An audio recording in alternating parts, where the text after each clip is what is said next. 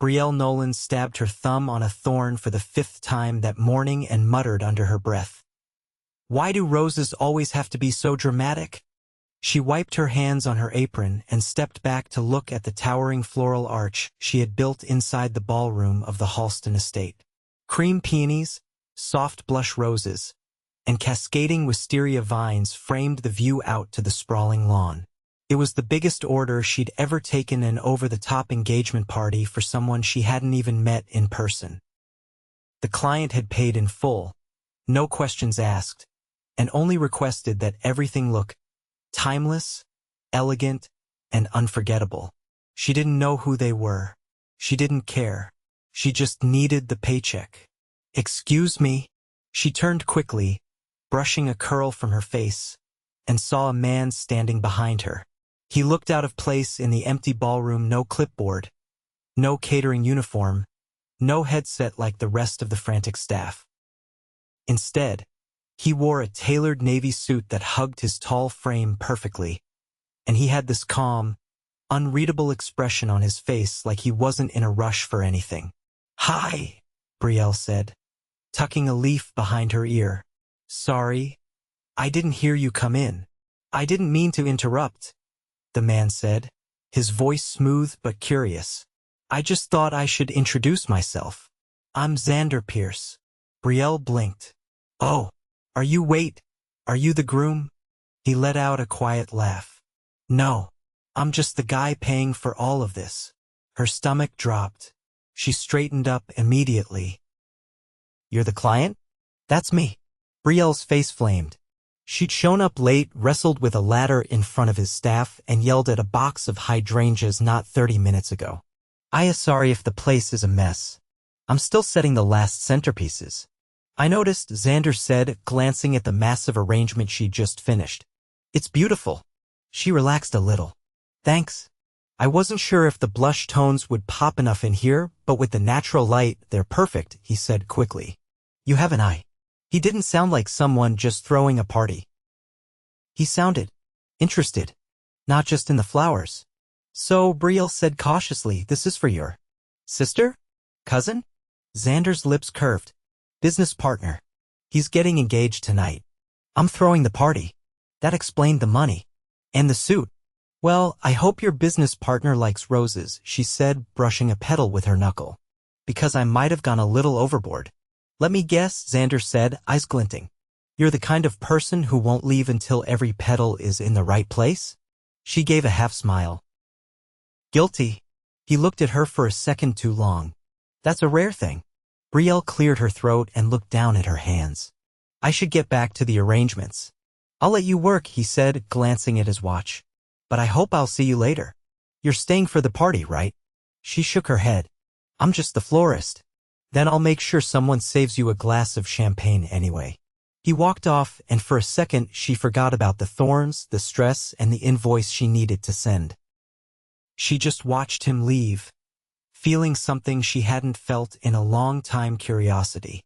By the time the party started, the ballroom had transformed into something out of a movie. Candlelight flickered across the marble floors, music floated from a string quartet, and the guests looked like they'd walked straight off a Vogue photo shoot. Brielle stood near the edge, still in her black work dress, clutching a clipboard and pretending to check her list. She wasn't supposed to be here anymore, but she couldn't make herself leave. "Looks like you're hiding," Xander's voice said beside her. She turned. "Just making sure no one knocks over the orchids. You're allowed to enjoy your work, you know? And you're allowed to mingle with the rich and fabulous," she teased. He leaned in slightly. "I'd rather talk to the girl who made this whole place look like a dream." Her pulse jumped. "That's a line," she said. "No," he said, shaking his head once. "A line would be asking if you like champagne. Which, by the way, I have." He handed her a crystal flute, chilled and fizzing. She hesitated. "I really shouldn't." "Come on," he said, tilting the glass toward her. "One drink." "You've earned it." She took it. Their fingers brushed, and something zinged in the air between them. "So," Xander said, "how long have you been doing this? Florals or awkwardly standing at parties I don't belong at?" He laughed. "Both. 5 years for florals. 29 years for awkwardness. He grinned. I don't buy that. It's true. I used to be the kid who brought home stray cats and talked to plants. And now you're the woman who turns empty rooms into art. She sipped her champagne, cheeks warming. I just try to make things beautiful. You do, he said softly. Their eyes met. And just then, a server tripped near the champagne tower. Glass shattered. People gasped. Brielle instinctively stepped forward, but Xander touched her arm. They've got it. You're off duty. She looked up at him and smiled.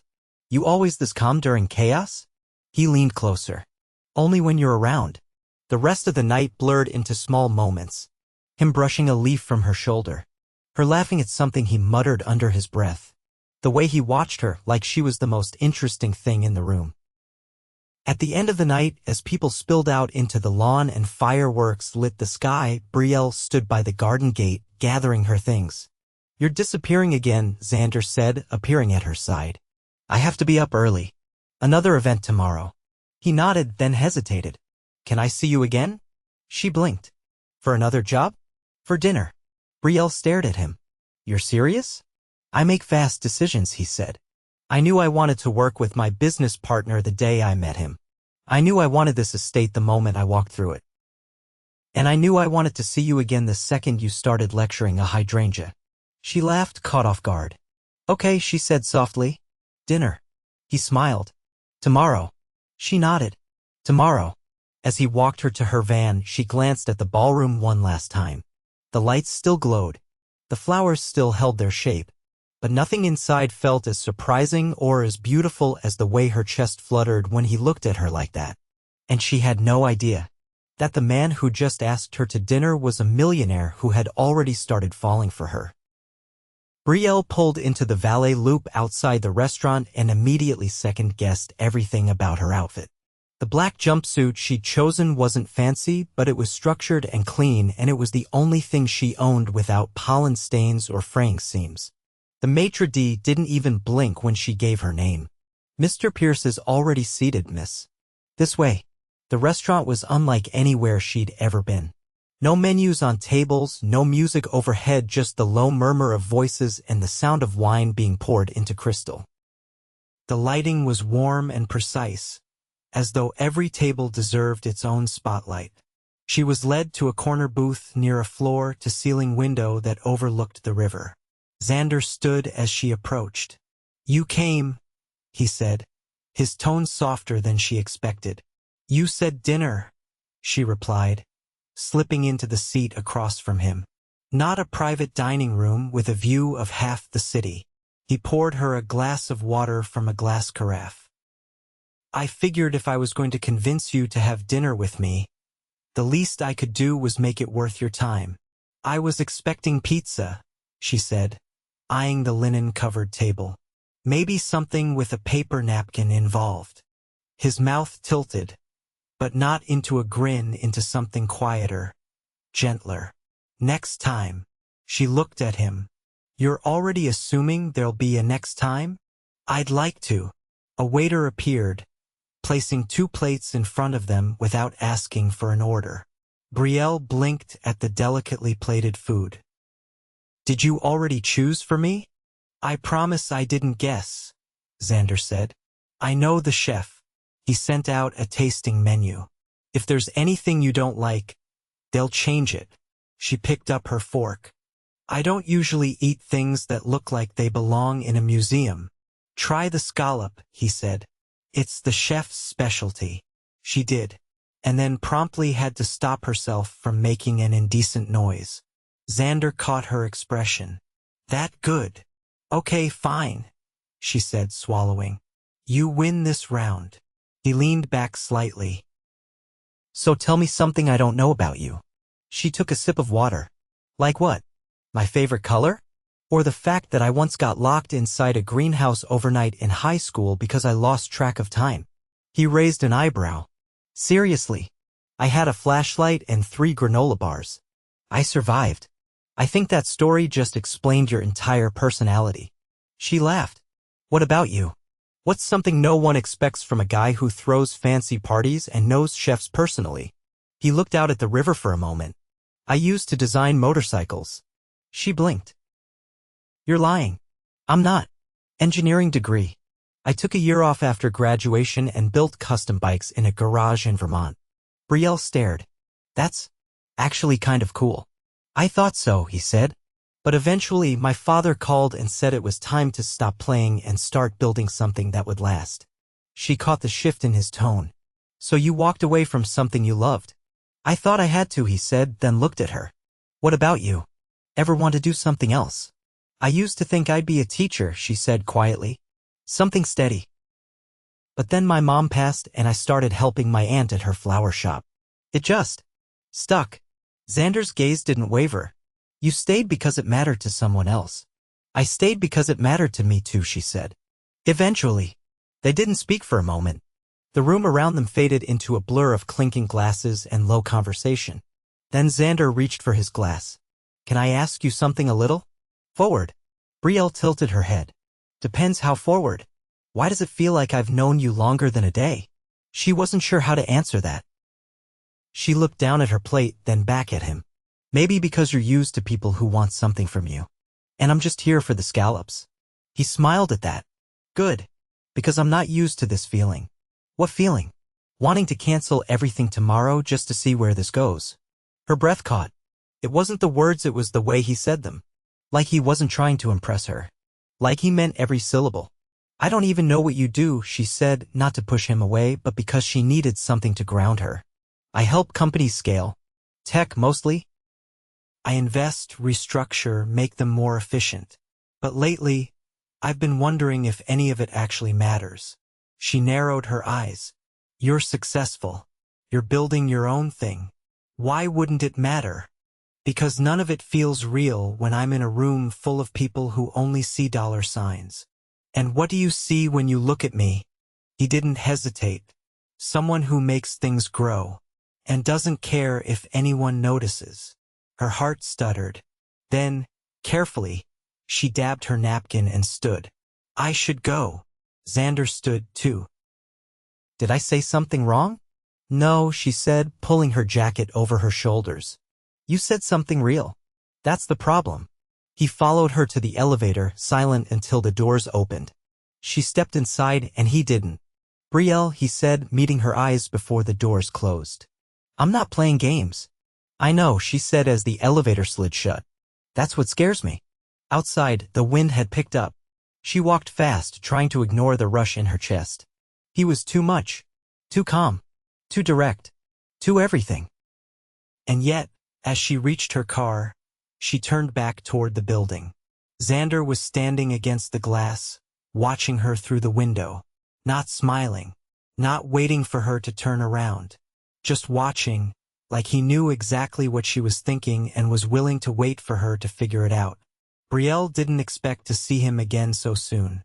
She'd barely stepped through the back entrance of the boutique flower studio she leased in Midtown when the bell above the front door chimed. Her assistant, Kaylee, glanced at her with raised brows as she peeled off her gloves. Someone's here, Kaylee said under her breath, eyes dancing with curiosity. And he's wearing a watch that probably costs more than my car. Brielle blinked, heart already thudding. She hadn't told anyone about the dinner. She hadn't even let herself think about it too long, about how intense it had felt sitting across from a man who looked like he belonged on magazine covers, telling her things he probably didn't tell anyone else. She rounded the corner into the showroom, wiping her hands on her apron automatically. Xander stood near the hydrangeas, looking completely at ease in a soft cashmere coat and a charcoal scarf wrapped once around his neck. He turned as she approached. I know I should have called, he said. But I had a meeting nearby and I figured I'd risk it. Brielle folded her arms. Risk what, exactly? That you'd tell me to leave. She hesitated. You've got good instincts. He smiled, not the charming kind she'd seen at the party, but something quieter. I just wanted to see you again, even if it's only for 5 minutes.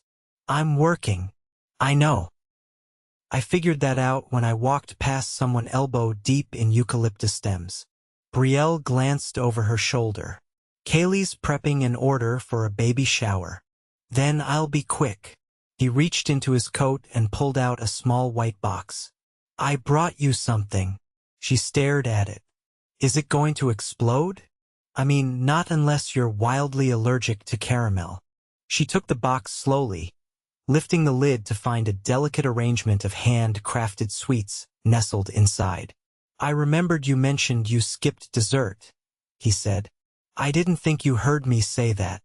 I did. And I couldn't stop thinking about it. She looked up at him, unsure what to say. I won't keep you, he added. He paused, glancing around, wanted to see the place, where you work, where all of this comes from. She shifted her weight. Why? Because I saw what you can do in a ballroom. I wanted to see what you do when no one's watching.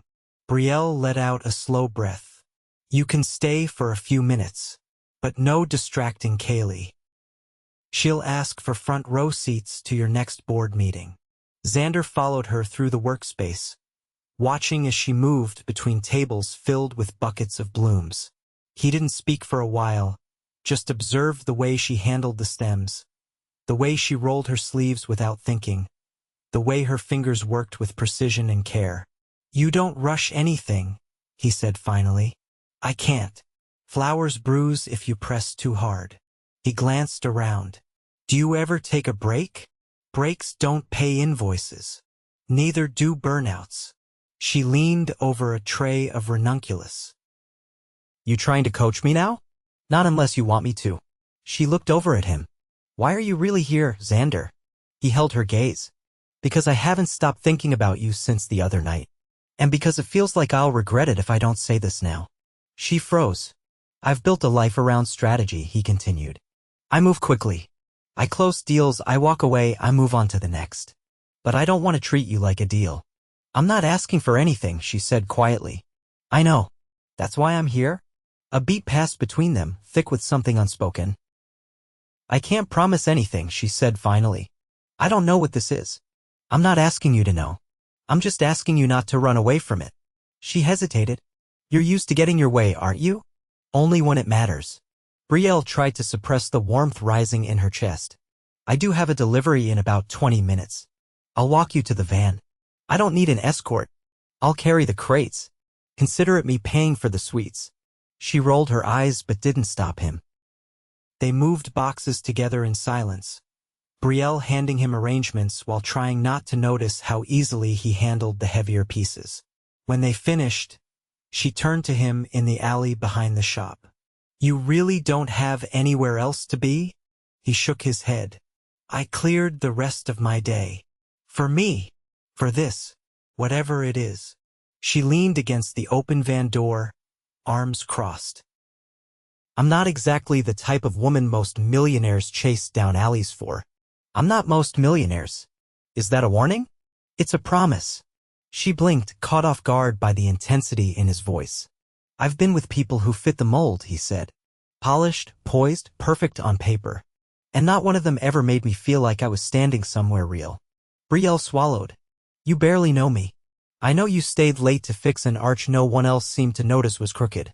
I know you talk to your flowers when you think no one's listening. I know you'd rather work with your hands than sit behind a desk. Those aren't deep truths. No, he said, they're honest ones. And honest is rare. She looked away, unsure what to do with the way her heart pulled toward him. I've got to go, she said finally.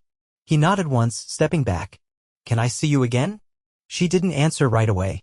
Then, without looking at him, she said, I'll think about it. As she climbed into the driver's seat and pulled into traffic, she glanced in the rearview mirror. Xander was still standing there, one hand in his coat pocket, the other resting lightly on the edge of an empty flower crate as though he wasn't leaving until she was out of sight. She told herself it didn't mean anything, but her hands trembled on the wheel the entire way to the hotel. Brielle's phone buzzed as she was winding floral tape around a bouquet base, her fingers sticky with sap. She ignored it. Then it buzzed again. Kaylee peeked into the studio doorway. You should probably take this one, she said, eyes wide. It's someone from the Halston Foundation. Brielle wiped her hands and picked up the call with cautious curiosity. Less than 10 minutes later, she was standing at the edge of her work table, staring at a contract. They want me to do the entire layout for their annual gala, she said aloud, as much to herself as to Kaylee. All the florals. Every room. The terrace. Even the entrance staircase. Kaylee nodded as she held up her tablet. And they're offering triple your standard rate. Because the founder made a personal recommendation. Brielle didn't need to ask who that was. She set the papers down. I need to talk to him. She found Xander 3 hours later in a private lounge inside one of the towers downtown, seated at a long marble table surrounded by screens and city views. You made a call, she said, stepping inside without waiting for a greeting. He looked up from his laptop, surprised but not unprepared. I did. Why? Because you deserve it. She crossed her arms. You don't get to do that. You don't get to throw opportunities at me like they're favors. It wasn't a favor. It was a decision I made as a board member. Your work belongs there. You didn't even ask me if I wanted it. You're right, he said, closing his laptop. I didn't. Because I thought you'd say no just to prove you could. She stared at him. That's not fair. No, it's not. But neither is watching someone with your talent constantly operate from fear. I'm not afraid. Yes, you are. You're afraid if you let your guard down, I'll turn out to be like everyone else who's ever disappointed you. Her jaw tightened. You don't know anything about who's disappointed me. No. But I know what it looks like when someone's used to being left to figure it all out alone. The silence between them stretched. He stood and walked toward her, slower than usual, as if carefully approaching something fragile. I didn't make that call to control you, he said. I made it because I believe in you, and because I wanted to show you that not every connection has to come with a catch. Her voice was quiet. What if I fail? He stopped in front of her. Then I'll be the first to show up with a truck full of flowers and help you rebuild. She looked up at him, her eyes searching. Why are you doing this? Because I haven't been able to stop thinking about you. Not the flowers. Not the party. You. She took a slow breath. I'm not the kind of person who fits into your world. Then I'll change the shape of my world. Her throat tightened. You say things like that so easily. Not easily, he said. Just honestly. Brielle stepped back, needing space to think, but her foot hit a low marble step behind her. She lost balance for half a second, and Xander caught her elbow before she could stumble. The contact made her freeze. I'm not asking you to trust me all at once, he said, his voice low. Just let me show you who I am. She didn't move. Then finally she nodded. I'll do the gala. His hand dropped from her arm, but his expression didn't change. Good. And dinner. Again. His gaze sharpened. When? Tonight. He smiled, but not with triumph. With something quieter. Hope. That evening, he didn't take her to a 5-star restaurant. He brought her to a rooftop above his company's headquarters, where a long wooden table had been set up beneath strings of soft light. Brielle looked around, stunned. You did all this? I had help, but the idea was mine. She pointed at the table. Are those ranunculus? They reminded me of you. She laughed softly. They're complicated and need a lot of care. Exactly. They ate pasta out of handmade bowls, drank wine from mismatched glasses, and talked about everything they hadn't before. She told him about the first wedding she ever did alone. He told her about the first time he realized his father's legacy didn't have to define him. By the time dessert arrived, simple berry tarts with whipped cream, she was leaning toward him, her bare arms on the table, her walls softening.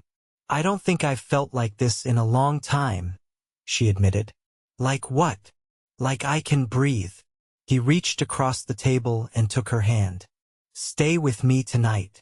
She didn't answer right away. Then slowly she nodded. They walked through the building together, silent but connected. When they reached his penthouse, she paused at the threshold. He turned. Nervous? No, she said. Just reminding myself this is real. He took her hand again. It is. Inside, the space reflected him, modern, clean lines, but with warmth in the details. Books stacked in corners. a record player humming low in the background, a dog-eared notebook on the kitchen counter with sketches of bikes. She looked at it. You still design. Only when I can't sleep. She turned to him. You surprise me. Good. They didn't rush. When he kissed her, it was slow and certain, like he wasn't trying to convince her of anything, just offering something real. The next morning, she woke up tangled in his sheets, the sunlight pouring in over the skyline, and a note on the pillow beside her.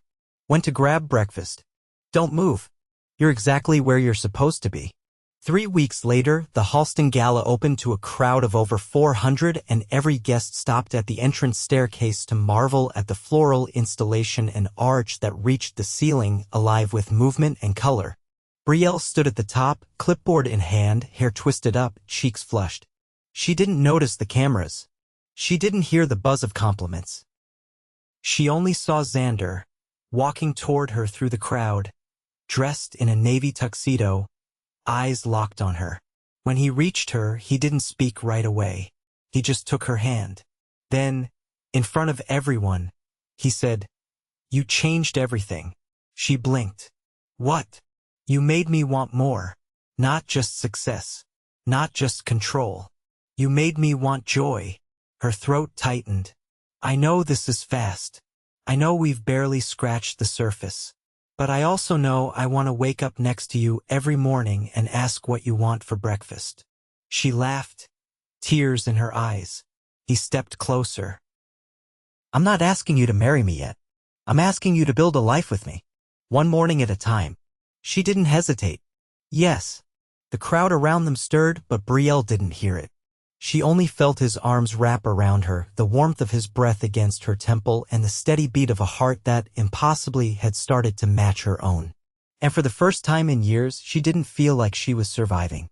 She felt like she was home. The elevator doors opened directly into the penthouse, and Brielle stepped inside with a bouquet of freshly cut calla lilies in her arms. Xander had left for a morning strategy meeting hours earlier, and she knew he wouldn't be back until late afternoon, but the empty silence of the space didn't feel lonely anymore. It felt like a pause between heartbeats. She moved through the living room, setting the vase on the marble console beneath the tall windows. The lilies caught the light, casting soft shadows across the wall. She adjusted one stem, then stepped back and nodded to herself. Behind her, the door clicked open. She turned, startled. Xander was already slipping off his jacket, his expression unreadable. "I thought you had that meeting with the board until 4, she said. "I left early," he replied, walking toward her with a look she couldn't quite place. "Something came up." She went still. "What happened?" He reached into his pocket and pulled out a slim envelope. "I had a conversation with someone I never thought I'd speak to again. My father." Brielle watched his face. "Are you okay?" He handed her the envelope. "He offered to fund a merger I've been working toward for over a year. On one condition."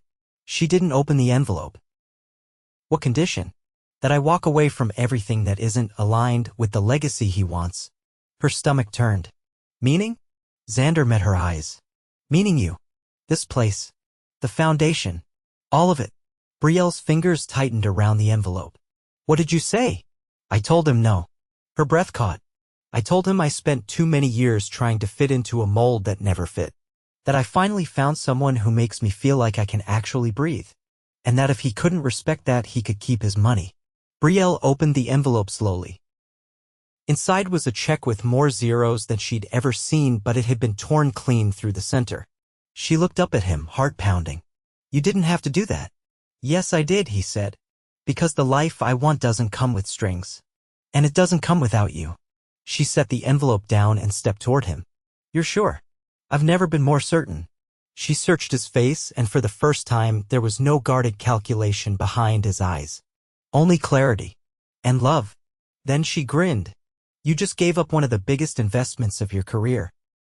For a florist. For the woman who changed everything I thought I knew about love." She leaned up and kissed him, slow and deep, her hands threading behind his neck. When they finally pulled apart, he rested his forehead against hers. "I want to build something that lasts," he whispered. "With you." Her voice was soft. "Then let's plant it." That afternoon, they drove upstate to a property Xander had purchased years ago but never touched. It was vast, a stretch of land with a weathered greenhouse, an old barn, and a crumbling stone cottage overlooking a valley. "We could turn this into a floral retreat," Brielle said as they walked the grounds. "Workshops, events, a space for artists and designers." He pulled her close. "Whatever you want. This place is yours now." "No," she said. "It's ours." Over the next 6 months, they built it together. Brielle oversaw every detail of the greenhouse restoration, her hands constantly stained with soil and joy. Xander handled the logistics, permits, renovations, and a new nonprofit foundation they formed together, one focused on sustainable design and community arts. They spent their mornings tangled in sheets and sunlight, their days filled with plans and laughter, and their evenings around bonfires under the stars. Their lives didn't become quieter, but they became fuller, realer. One crisp autumn morning, while Brielle was arranging dahlias on the porch, Xander walked out holding a small velvet box. She looked up, eyes narrowing. "What's that?" He knelt beside her, brushing a leaf from her cheek. "This is me asking you to marry me. Not because I need to, but because I want to wake up every day and know I get to love you in every way that matters." She stared at him, her heart thundering. "I want the vows, the paperwork, the rings. But mostly, I want every version of forever with you. Will you marry me, Brielle Nolan?" She didn't cry. She laughed, a deep, wild sound from the center of her chest, and nodded. "Yes. 1,000 times yes." They married in the restored greenhouse 6 weeks later under an arch of wild roses and trailing ivy. The guest list was small, just the people who mattered. Kaylee cried the moment Brielle walked down the aisle. Xander's business partner gave a toast that made everyone laugh and then cry in the same breath. And when Xander kissed his bride, it wasn't with fanfare or spectacle. It was with reverence. They didn't need a palace or a spotlight. They had each other, and a life they built from the ground up. Years later, in the same greenhouse where they said their vows, Brielle knelt beside a little girl with dark curls and dirt on her nose. "Like this, Mama?" the girl asked, holding up a crooked bouquet. Brielle smiled. "Exactly like that, sweetheart. Perfect." Xander appeared in the doorway, his sleeves rolled, a basket of fresh bread in one hand. "Lunch?" The little girl squealed and ran to him, and he swung her up with practiced ease. Brielle stood, brushing her hands on her apron. She walked to them, wrapping her arms around both. They stood there for a long moment, the three of them, framed by sunlight and petals. And it was clear, this wasn't the ending of a story. It was the beginning of everything they never thought they'd have. Together. Always.